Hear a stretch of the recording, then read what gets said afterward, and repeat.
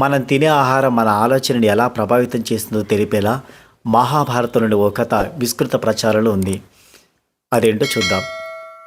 మహాభారత యుద్ధంలో భీష్మ పితామహుడు అంపశయ్య మీద ఉన్నప్పుడు ఆయనను దర్శించడానికి పాండవులు ద్రౌపదితో కలిసి వెళ్ళారు.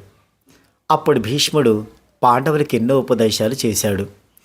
ఆ సమయంలో ద్రౌపది అకస్మాత్తుగా నవ్వింది. పైగా ఆ నవ్వును ఆపుకోలేకపోయింది. దాంతో భీష్మ పితామహుడు ఆశ్చర్యపోయాడు. ఆపుకోలేనంత ఆ నవ్వుకి కారణం ఏమిటని ఆమెను అడిగాడు.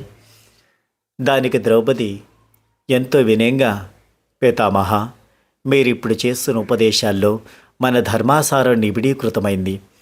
మీ మాటలు మాకెంతో మార్గదర్శకంగా ఉన్నాయి. అయితే మీ ఉపదేశాలను వింటూ ఉండగా నాకు ఒక చిన్న సందేహం కలిగింది అన్నది.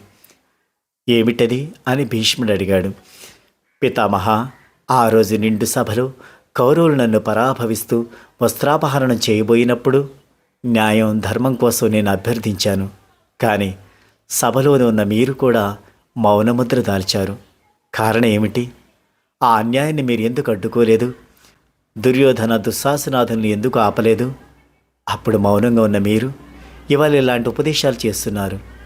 మీ మాటలు వింటూ ఉంటే ఆ సంగతి గుర్తొచ్చి నాకు నవ్వాగలేదు అని ద్రౌపది వినమ్రంగానే ఉన్నమాట చెప్పింది. ఆ మాట వినగానే భీష్మ పితామహుడు గంభీరంగా మారిపోయాడు. తనప్పుడు ఎందుకు అంత మౌనంగా ఉన్నాడో, దాని వెనుక కారణం ఏమిటి వివరంగా విశ్లేషించి చెప్పాడు. అమ్మా ద్రౌపది, ఆ సమయంలో నేను దుర్యోధనుడి పెట్టిన తిండి తింటున్నాను. నా శరీరంలోని రక్తంలో ఆ ఆహారం, దాని తాలూకు లక్షణాలే ప్రవహిస్తూ వచ్చాయి. అతను పెట్టిన తిండి వల్ల నా ఆలోచన, ప్రవర్తన, బుద్ధి అన్నిటి మీద దుష్ప్రభావం పడింది. అయితే ఆ పాపపు కూడు వల్ల తయారైన రక్తమంతా ఈ యుద్ధంలో అర్జునుడి బాణాల దెబ్బకు శరీరంలో నుంచి బయటకు స్రవించింది. దాంతో ఇప్పుడు నేను మళ్ళీ నా పవిత్ర భావాలను, పూర్వపుణ్య స్మృతిని పొందగలిగాను. అందుకే ప్రస్తుతం నా నోటి వెంట నైతికంగా ధర్మం, న్యాయమైన మాటలే వెలువడుతున్నాయి అని భీష్ముడు వివరించాడు. ఈ మహాభారత కథను బట్టి శారీరకంగానే కాక మానసికంగానూ పుష్టినిచ్చే సరైన ఆహారం తీసుకోవడం ముఖ్యమని అర్థమవుతుంది.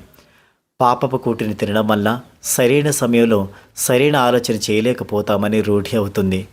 కాబట్టి ధర్మబద్ధంగా, న్యాయబద్ధంగా ఉండేవారింటనే భుజించాలి.